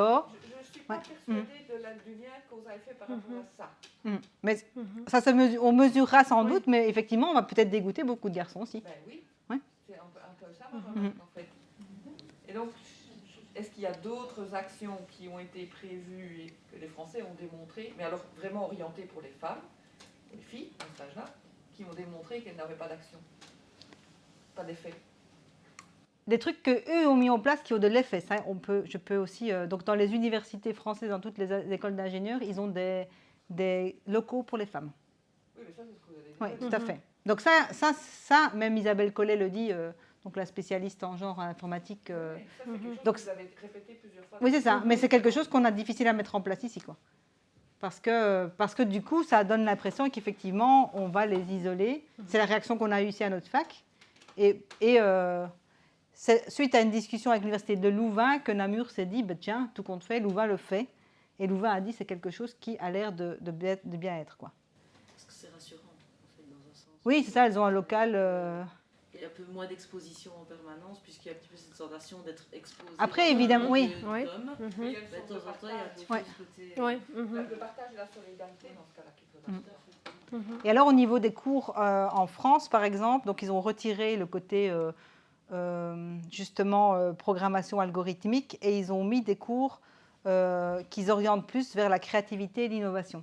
Donc, effectivement, ils font un peu de technologie dedans, mais c'est dans un objectif en fait. C'est pas dans le cadre de l'apprentissage de la programmation. Ce sont des cours de numérique et c'est créativité, numérique et créativité, je pense. Et voilà, donc c'est mis dans une autre démarche, quoi, avec un autre contexte. Mais ici, oui, ici on n'a pas cette démarche-là parce qu'en fait, on a suivi le référentiel européen. Le référentiel européen, il y a une des compétences, c'est programmation. Mais ça, je comprends bien. Ouais. Mais moi, je ne suis pas persuadée que c'est ça. Comme je l'ai dit, je ne suis pas persuadée que ça va dégoûter plus les filles que les garçons. Ça, Ça va peut-être dégoûter les garçons aussi. Oui, c'est parce qu'ici, moi, je m'intéresse Mais moins aux garçons, mais effectivement, moi, mon problème là-dedans, c'est de façon globale, c'est la représentation du métier. ah oui, ça, Donc, c'est autre chose. ouais. C'est pour les deux. Ouais, c'est pour les deux, ça. Ouais. C'est pour les deux. Parce qu'on n'a quand même pas non plus, enfin, on n'a pas full. On n'est pas la fac de médecine, quoi. Ça, on a des meilleures Oui. inscriptions, mais on est quand même à stagner à Oui, 90 mais ça, inscriptions. c'est Ouais. pour le recrutement en général. Oui. Tous sexes confondus. Ouais. Ça, je suis tout à fait d'accord. Si je peux me permettre une remarque, je pense que, et ça va pas limité à l'informatique, ce qui est compliqué dans toutes ces questions-là, c'est qu'en fait, le moment où on peut faire des actions, donc pour avoir plus de filles en informatique par exemple, mettons même à partir de 12 ans, eh ben, les gens ils sont déjà socialement construits, donc il y a Ouais, déjà une différenciation en fonction des genres, donc dans une certaine mesure, pour amener les gens à faire des choix, à changer de choix entre guillemets, ou à faire des actions qui ne font pas spontanément, faut dans une certaine mesure rentrer dans les stéréotypes tels qu'ils ont été socialement inculqués. Tu peux les déconstruire, ouais, comme tout enseignement. Tu peux repartir sur des trucs existants et puis les déconstruire. En fait, l'idéal, ce serait, c'est ce qu'on s'est déjà dit aussi à la Fac Info pour nos étudiants, c'est d'avoir un cours de genre, en fait. Un cours de genre en première et de montrer aux étudiants ce qu'ils peuvent avoir comme remarques vis-à-vis des étudiantes pour essayer de faire en sorte que ces remarques qu'ils pensent en fait être des blagues ou des choses comme ça ne sortent pas. Mais moi, je crois qu'il faudrait faire ça dans la formation des enseignants. Oui, ça c'est prévu, ça. C'est prévu, oui. Ouais, ouais. Ça, c'est une recommandation qu'on a faite. Maintenant, on ne va peut-être pas la voir, mais par exemple, on peut déjà le dire ici, en fait, à partir d'avril, ici, cette année-ci, donc l'Université de Namur, on a créé un certificat STEAM, et dans le certificat STEAM, il y a un module, justement, enjeux sociétaux avec la problématique de genre. Et c'est à destination de toute personne qui fait des STEAM. Donc, effectivement, les STEAM étant dès les primaires, on n'aura pas les maternelles, parce que je ne crois pas qu'elles vont se sentir impactées par le STEAM, mais maintenant, dans la formation initiale des enseignants, peut-être, oui. Impacté par le STEAM, non, je ne pense pas, mais par le genre. Oui. Par le genre, peut-être, oui. Mais ça devrait être dans la formation initiale, mais ils ont déjà tellement de mal à mettre d'autres disciplines que ça n'a pas l'air. On a fait une université d'été sur le genre ici, pour vous dire à quel point c'était flagrant. Donc, on fait chaque année une université d'été en août. C'est à destination des enseignants du primaire au secondaire. Donc, d'habitude, on a notre population classique, primaire, secondaire, pas maternelle, parce que le numérique, ça ne se fait pas. Ici, on fait un truc sur le genre de façon globale. On a eu un prof de primaire.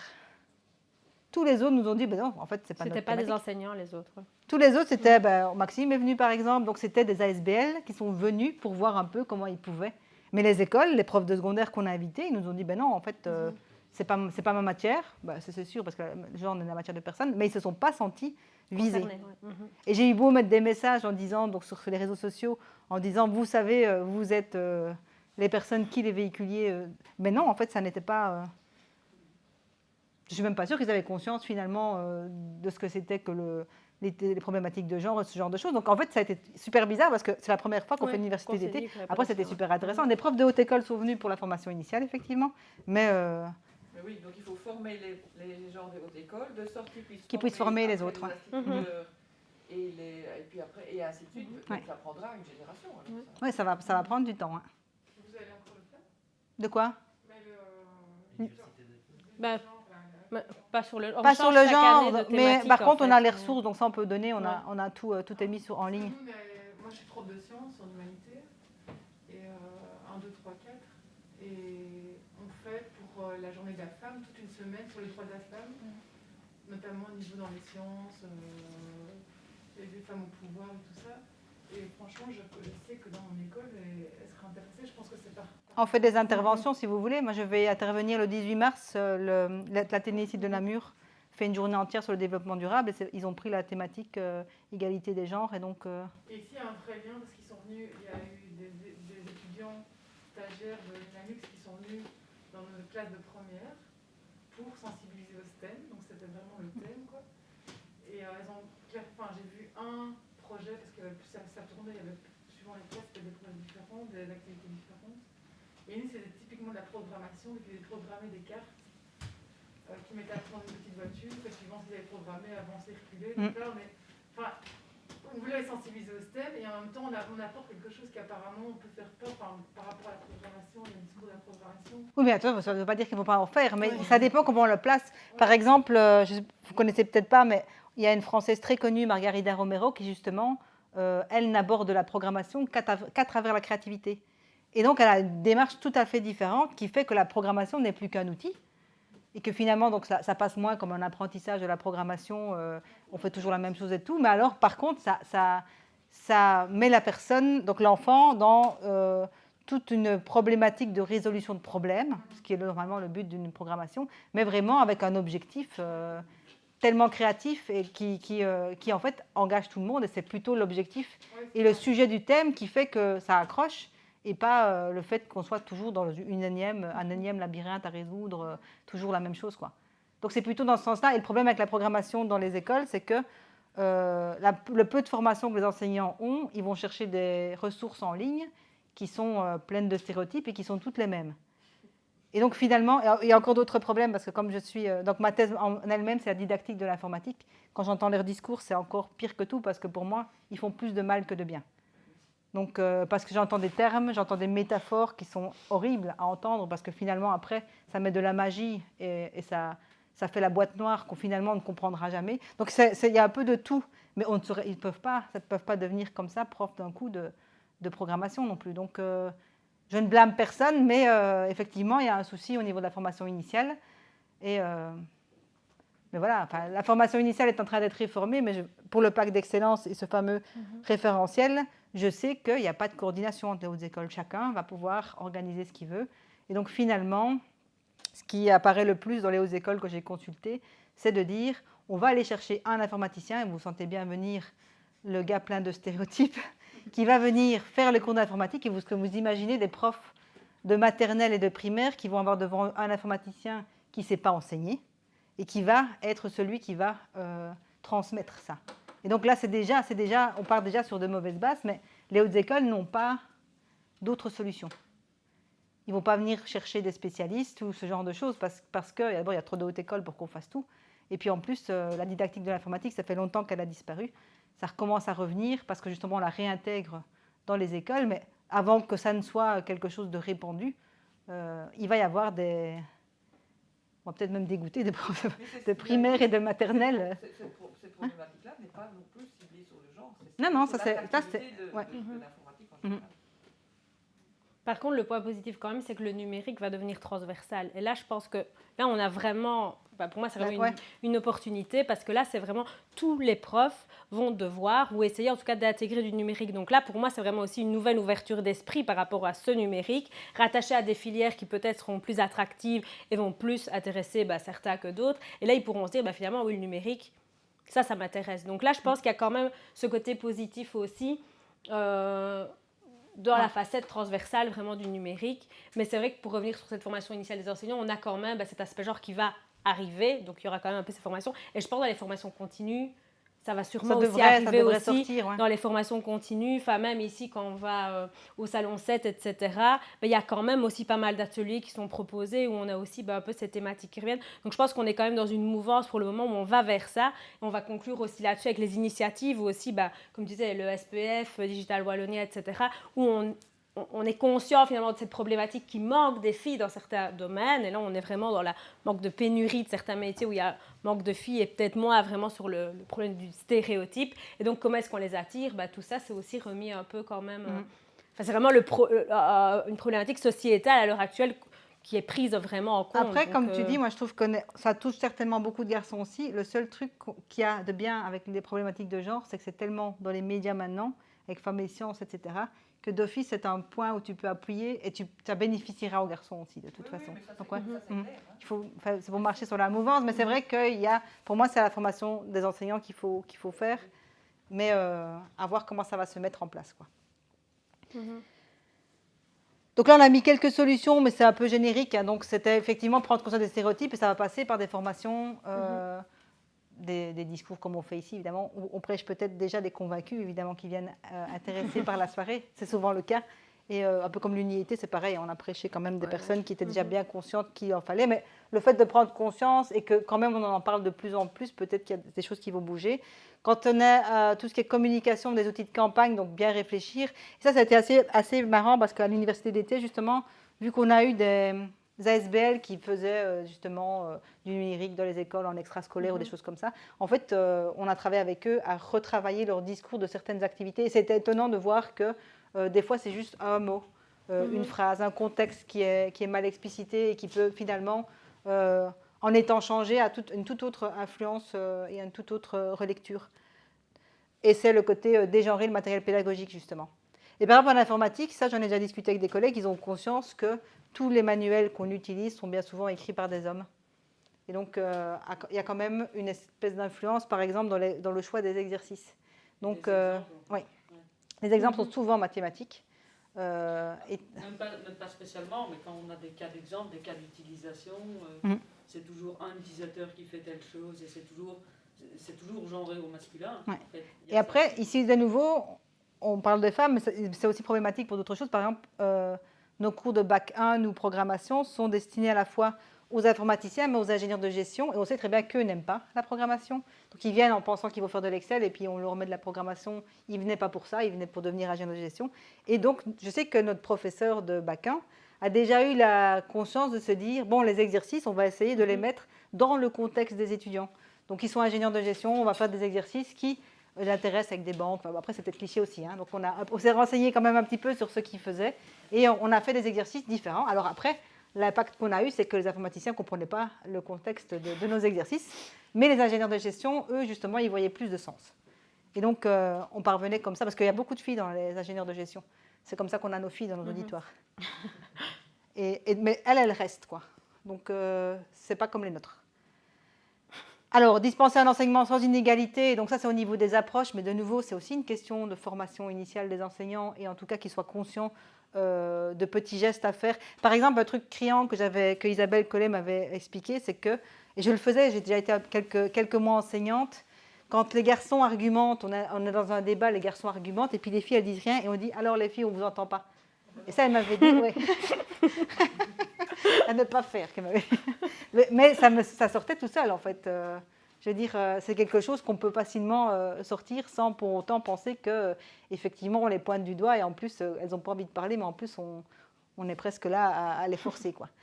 Mettre le focus sur les débouchés avant le contenu des programmes, ça, c'était plutôt pour le côté, justement, présentation des études, mais également quand on parle d'une discipline, donc si on est parent, si on est enseignant au niveau du secondaire, arrêter de dire, par exemple, que l'informatique, il faut savoir faire des maths, etc.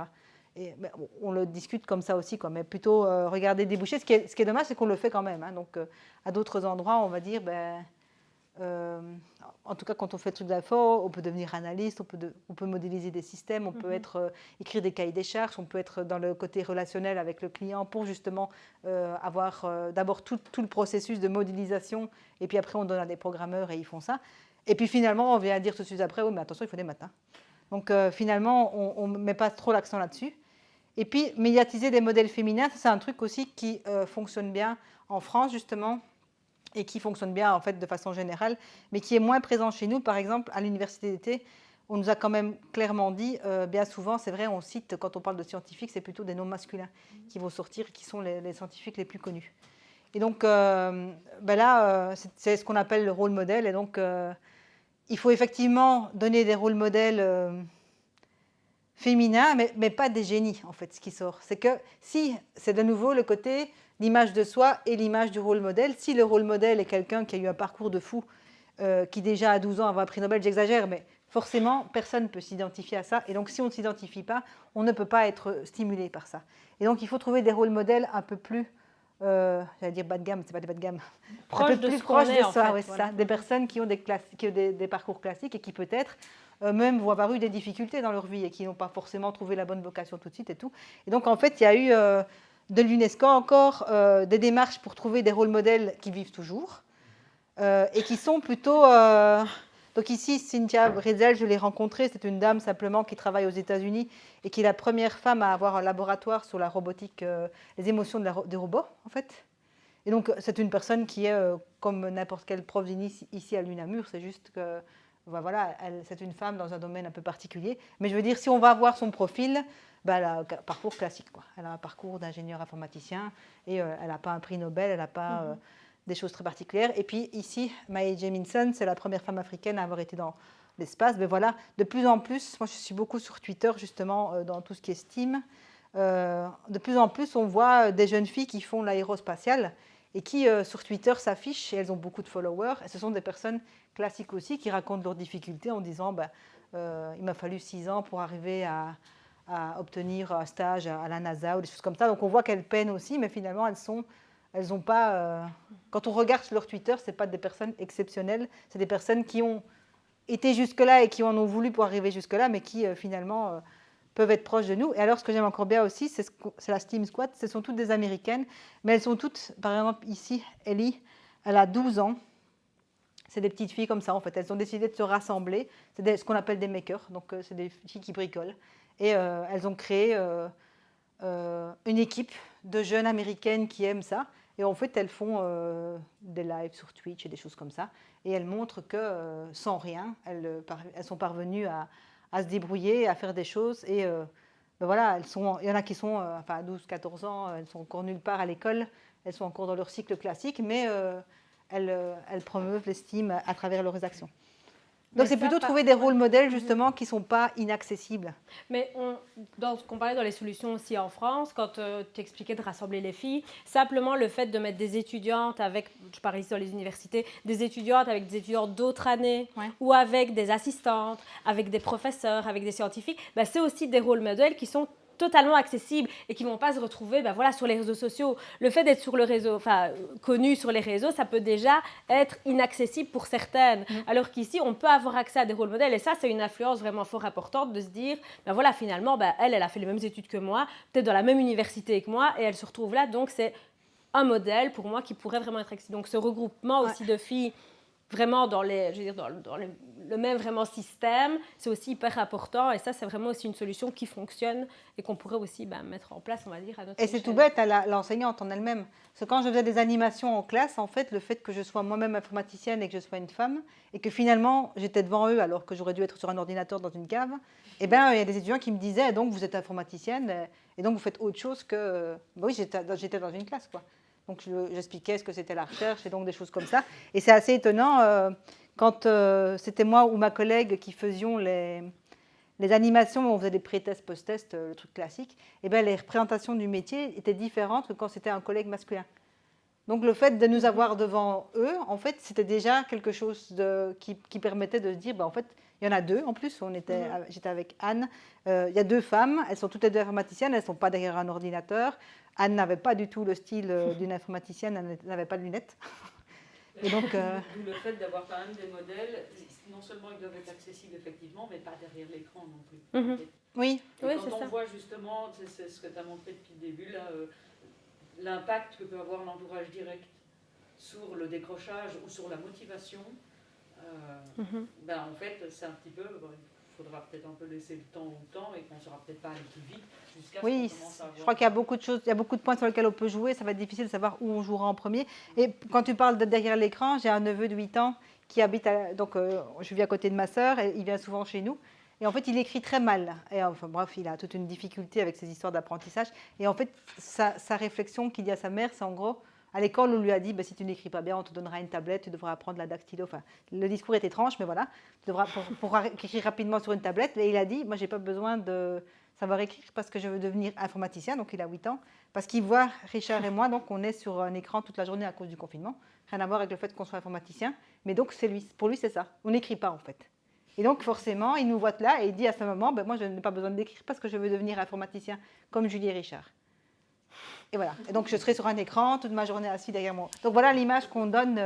On dit qu'on est informaticien, mais évidemment, c'est le confinement, c'est le télétravail qui fait qu'on est comme ça et qu'on est probablement, comme beaucoup d'autres métiers, derrière son PC la majorité du temps. Donc, ça n'est pas typique de l'informatique, mais en tout cas, c'est ce que lui observe chez nous et c'est ce qui ressort naturellement. Donc, c'est pas nous il nous avait demandé une fois ce qu'on avait fait, mais on n'a jamais dit qu'on était que dans ça, quoi. Mais c'était l'image qu'il en avait. Donc, ça va vite, même chez les petits garçons, quoi. Et donc ça, c'était juste pour rappeler, on va arrêter ici. Le truc, c'est juste pour rappeler que finalement, cette question d'égalité des genres, donc parce qu'on parle de filles ici, mais évidemment, il ne faut jamais oublier la notion des garçons aussi. Il y a d'autres métiers où il n'y a pas l'égalité des genres, donc ça fait partie justement des objectifs globaux pour le développement durable. Donc c'est un parmi d'autres. Et au niveau de la région wallonne, et de la partie francophone de la Belgique. On a 2 plans actuellement. Donc, je vous ai dit, il y a le Women in Digital SPF Economy qui est spécifiquement pour l'informatique. Et au niveau de la région wallonne, on a le plan genre qui est un actif actuellement. Et j'ai eu des contacts avec le FNRS aussi qui a un plan d'égalité des genres de façon globale, mais pas spécialement lié au STEM. C'est plutôt... Donc, il y a des choses qui sont mises en place petit à petit. Et au niveau, par exemple, de Women in Digital, on est vraiment au début du début. Donc, en fait, on est en train de répertorier les actions qui sont mises en place par les différents partenaires. Et puis, on va finir par avoir une dynamique de groupe et essayer de faire en sorte d'avoir des actions. Il y a déjà 5 vidéos qui ont été produites, notamment par Women in Digital, qui, justement, promeuvent des métiers numériques avec des femmes qui sont mises en avant, etc. Après, je trouve un peu dommage que les vidéos en question montrent des aspects numériques des fois très petits. C'est une agricultrice qui utilise des drones. Et c'est une vision un peu restreinte. Par contre, il y a quand même une ingénieure de logiciel qui est représentée, qui explique son boulot. Et alors, juste pour rappeler aussi, donc, c'était plutôt pour le côté, justement, quand on a le rôle de parent ou d'enseignant. Donc, évidemment, il y a des actions qui sont mises en place aussi et qui permettent aussi d'avoir une autre image des métiers. Donc, c'est tout ce qui est Printemps des sciences. Et évidemment, le salon CIEP, au-delà des stands où vous distribuez les programmes, en fait, il y a quand même pas mal de choses qui sont mises en place dans le CIEP en question orientation, question justement. Ça permet quand même d'avoir une idée globale des métiers et c'est quand même quelque chose d'assez important, finalement, d'envoyer les rétos. Je sais que c'est tard en réto, mais ma nièce, par exemple, va y aller le week-end prochain.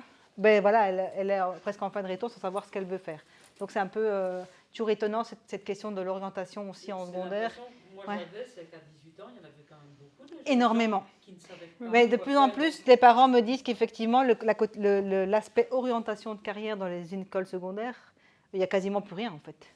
On laisse très... Parce que tout à l'heure, on parlait du fait qu'entre 12 et 13 ans, il y avait encore moyen d'agir là-dessus, mais qu'après, vers 14 ans, le choix Le choix est déjà fait. Ouais. Ouais. Mhm. Mais En tout alors- cas, un choix de science, pas Ouais. science. Hein. Ah ouais, ok. Ouais. Et ici, ce qu'il y a eu, maintenant, ça dépendant de notre volonté, mais pour dire qu'il y a d'autres contextes aussi. Ma nièce, par exemple, elle voulait faire architecte, mais les 2 ans de confinement et d'enseignement à distance, elle trouve que son niveau en mathématiques, mais là, c'est une estime de soi. Hein. Son niveau en mathématiques, elle l'estime pas assez bon pour aller en architecte parce qu'on lui dit qu'il faut beaucoup d'heures de maths. Donc, c'est un peu le même problème. Donc, on se retrouve avec cette... Donc, ici, elle veut rechanger et ce qu'on lui a dit à l'école, c'est fais ingénieur de gestion, c'est très ouvert, ça te permettra d'aller dans un truc où tu peux faire plein de choses. Enfin, c'est tellement large pour une jeune que c'est un peu le truc passe-partout là. Fais ingénieur de gestion comme ça.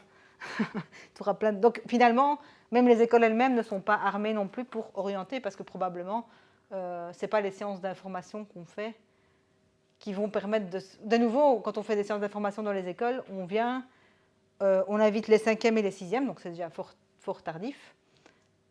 Et en plus, on vous dit, en gros, master en informatique, master en ingénierie de gestion. Donc en fait, ce ne sont que des libellés. En rien, ça ne permet de dire ce que tu vas être derrière, quoi. Donc tu retournes sur tes stéréotypes. Après, c'est la même chose partout, hein, parce que quand j'ai fait chimie, moi je fais mon master ici, les bacs, c'est les mêmes pour tous. Et puis après, quand il fallait se spécialiser en chimie, il y avait plein de chimie. On avait droit à l'année de notre Master 1, alors qu'on venait de choisir à des visites d'entreprise ou à des spécialistes qui venaient nous dire ce qui c'était. Mais c'était trop tard, le choix, il était fait. Donc on l'avait fait un peu en fonction des amis qui allaient à gauche, à droite. Moi, je voulais travailler chez L'Oréal, c'est très cliché, mais... Donc j'avais fait chimie organique et finalement, je ne suis pas du tout là-dedans. Donc on part toujours tous sur des petits éléments comme ça. Il n'y a sans doute pas assez... Maintenant, le CIEP met quand même des choses en place. Mais je ne sais pas si c'est répercuté par les écoles et suffisamment mis en avant, quoi. Par contre, le printemps des sciences, là, c'est clairement des activités qu'on peut faire aussi en famille. C'est aussi l'ouverture les week-ends, etc. Donc là, je veux dire, tout le monde peut aller avec les enfants, même s'ils sont jeunes. Là, ça peut se faire vraiment avant l'âge critique, entre guillemets, qu'on disait. Et il y a quand même encore, parfois dans certaines écoles, vraiment les journées métiers. Ouais, chez les petits, Voilà, ça, c'est quand même super intéressant. Ben voilà, et ça, c'est vraiment hyper important. C'est aussi un truc qui fonctionne bien en France, qu'ils nous ont dit, c'est les mentors. Donc, ils associent les jeunes filles dans les écoles à des femmes qui travaillent dans certains métiers.